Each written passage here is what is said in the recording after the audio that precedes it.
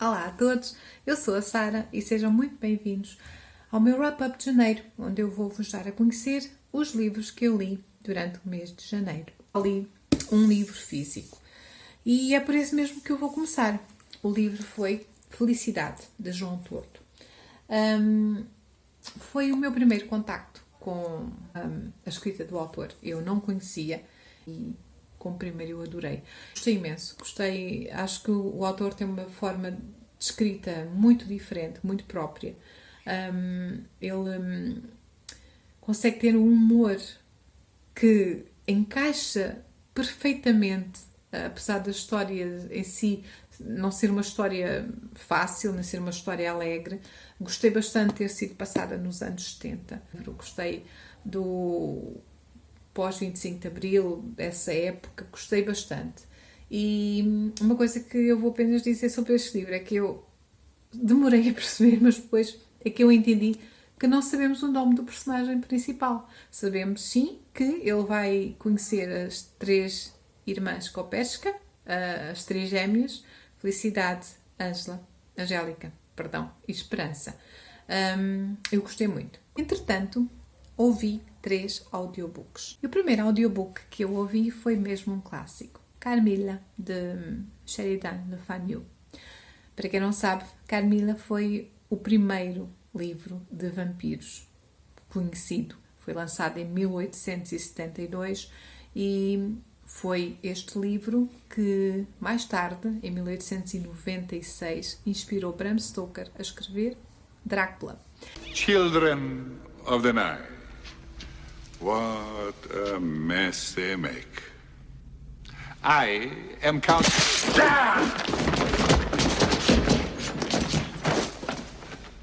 Drácula. Pela primeira vez temos uma vampira e a história de uma vampira lésbica, porque todas as suas vítimas são jovens da sua aparente idade, entre os 16, 17, 18 anos. Eu gostei bastante da história. Achei diferente, até porque para a época, em 1872, achei-a bastante ousada, até. Quando ouvi o audiobook, entretanto, eu vi muitas críticas negativas, porque o audiobook é diferente, é narrado de diversas vozes, é um audiobook bastante sensual, erotizado mesmo, o que é normal, porque estamos a falar de uma vampira lésbica, e os vampiros têm toda aquela aura sensual. Adorei. O segundo audiobook foi mais um clássico, The Turn of the Screw, de Henry James, e foi o livro que inspirou a série da Netflix, The Haunting of Bly Manor. Eu gostei dos dois, gostei muito dos dois, até porque gostei imenso quando vi a série. Eles conseguiram pegar nos personagens secundários do livro e criar uma história até mais abrangente com os personagens secundários. O livro baseia-se mais na história do Miles e da Flora, baseia-se muito na assombração do Miles.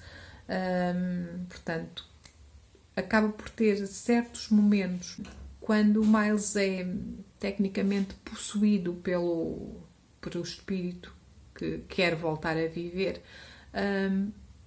Há certas partes meio estranhas. Houve assim umas quantas cenas que me incomodaram. Incomodaram precisamente por isso, por ser uma criança, e gostei imenso. O terceiro audiobook foi, sem dúvida, dos mais divertidos e atrevo-me a dizer dos mais creepies que eu já ouvi. Estou a falar de Coraline, de Neil Gaiman. Eu adoro o autor e o audiobook é narrado por ele. Portanto, acho que está uma coisa fantástica mesmo.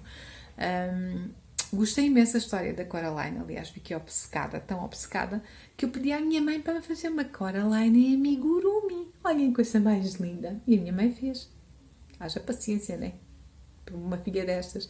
Mas é assim, está tão fofinha. Estou mesmo contente, fiquei mesmo apaixonadinha pela minha Coraline. Pronto, tirando este momento meio estranho com a Coraline, vamos continuar a falar. A little me? That's weird. como história juvenil, que é. Acaba por ser uma história assustadora, porque eu não estou a imaginar assim algumas crianças com 10, 11 anos a gostarem muito de ler a história. O filme em si não é assim tão assustador, como é óbvio, mas o audiobook, eu tenho a dizer que há ali um grupo de ratinhos. Quem leu a história sabe do que é que eu estou a falar. Há uns ratos que pertencem a um circo, mas eles cantam assim uma cantilena com uma voz muito creepy.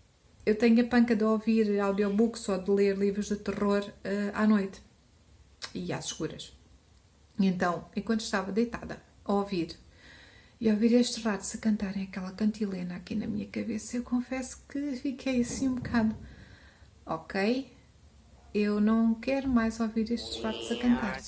Portanto, eu vou ler o livro. Gostei imenso do audiobook, está fantástico, mas acho que tem partes assim meio creepies mesmo. E então é dos ratos ficam-me assim na cabeça. Vamos passar agora então aos e-books. E já que estamos a falar em Neil Gaiman, eu li Snow, Glass and Apples.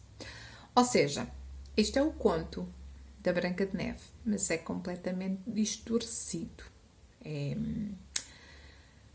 Não é um conto para crianças, de forma nenhuma. As ilustrações estão fantásticas. Vejam só aqui esta, por exemplo. É só uma ideia. Só que é assim, como vocês estão a ver, é completamente diferente da história da Branca de Neve. Tem algumas parecenças, mas temos uma Branca de Neve que não é assim tão pura e inocente quanto isso. Temos uma rainha má que não é assim também tão má quanto isso, mas também não é boa. E temos um príncipe encantado que tem assim uns gostos a nível sexual muito peculiares. A história está muito bem contada, apesar de completamente distorcida, está mesmo twisted. Nada daquilo que vocês conhecem da Branca de Neve. Esqueçam tudo o que leram sobre a Branca de Neve e os passarinhos a cantar. E os anõezinhos, também há anões, mas pronto. A história está bem diferente, mas que eu gostei. Eu gostei muito, porque eu gosto destes contos assim distorcidos, uma maneira diferente de ver os contos de fadas, e gostei imenso. Depois li 2 contos de Natal, porque sim, porque me apeteceu. Não li no Natal, li agora quer dizer, em janeiro. O primeiro é do Mundo Sombras, da Patrícia Moraes, e mais uma vez é um autêntico manual de monstros, porque, aliás, Patrícia, por favor, escreve um livro, tipo um codex Venatori, por exemplo, ficaria lindíssimo, onde explica cada monstro. Tu fizeste um trabalho de pesquisa incrível. E mais uma vez, em Um Natal Assombrado, assim, eu fiquei encantada, porque tem aquela parte sobrenatural, em que, mais uma vez, os Venatori têm que lidar com um ser sobrenatural, mas sem por isso deixarem de acreditar na magia do Natal. E está fantástico. Sinceramente, eu adorei. O outro conto de Natal é de uma autora brasileira, e este é Crepe, Neve e Chocolate. É um conto mais sério, mas muito lindo. É passado na atualidade, mas temos um flashback do passado, em que são 2 irmãs, e uma delas, a mais velha, recorda-se do Natal que mudou as suas vidas. Elas passavam bastante dificuldade, eram órfãs, e a irmã mais velha fazia de tudo para que a mais novinha conseguisse ter um Natal que ela se recordasse e se divertisse. E apesar de nesse Natal terem acontecido acontecimentos muito maus, muito, muito complicados, ela ainda conseguiu dar uma noite de Natal feliz à irmã. Está fantástico, é um conto mesmo bonito de Natal, bastante emocionante, e eu gostei imenso. A Liliane Fontaine acabou por mais uma vez trazer para nós mais um conto, como os outros, que enche o coração. Depois li também e-book Ana e a Tal Felicidade, da autora brasileira Cris Pimentel. Eu não conhecia o trabalho da autora, foi a própria editora que me enviou o e-book para ler. E foi assim, um murro no estômago, porque é uma história muito séria, é uma história que fala sobre abusos, fala sobre violações, sobre gravidez indesejada, sobre aborto, sobre depressão, violência doméstica, mas sem óculos cor-de-rosa. Não há aqui nenhum momento em que a violência doméstica, o abuso seja romantizado, seja de que forma for, porque não é.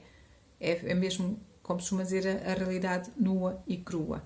A verdade é que na vida real as coisas não são romantizadas. Não há óculos cor-de-rosa. É a vida mesmo tal como ela é. E tem um final em aberto. Portanto, a autora deixou ao critério do leitor escolher o fim da Ana. Se ela vai em busca da tal felicidade ou não. É um livro que nos deixa a pensar, e muito. Depois, li os livros que mais me apaixonaram em janeiro. Heartstopper 1, 2 e 3. E é assim, eu adorei.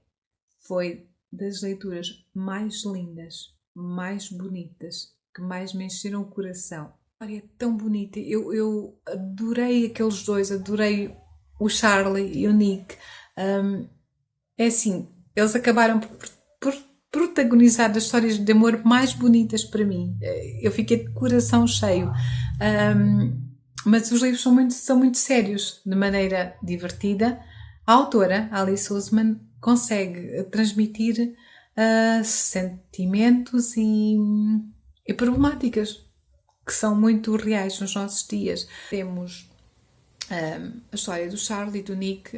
O Charlie é homossexual, sofreu bastante bullying no passado, precisamente por isso, e entretanto conhece um outro rapaz que será o melhor amigo dele, mas que aparentemente é heterossexual. Mas ao relacionar-se com o Charlie naquela relação de melhores amigos, começa a haver aquela dúvida: mas eu gosto dele como melhor amigo?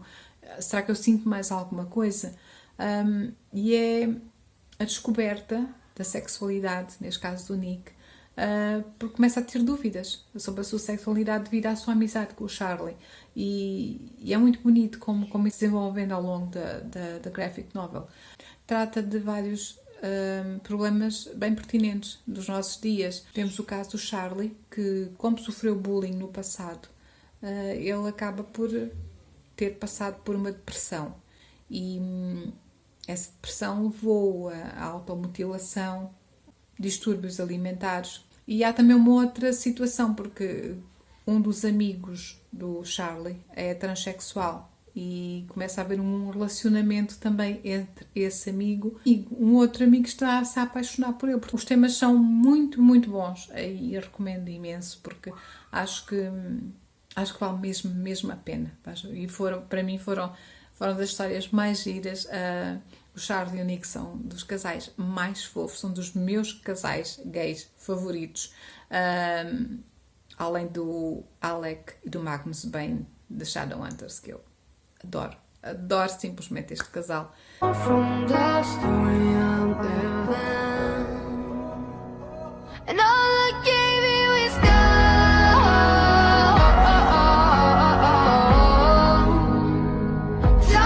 E recomendo imenso, recomendo mesmo muito, porque leiam que vale a pena, porque vocês vão ficar com o coração quentinho. E pronto, estas foram as minhas leituras de janeiro. Digam-me se já leram algum dos livros, deixem nos comentários, está bem? Muito obrigada e aguardo-vos para o próximo vídeo. Tchau!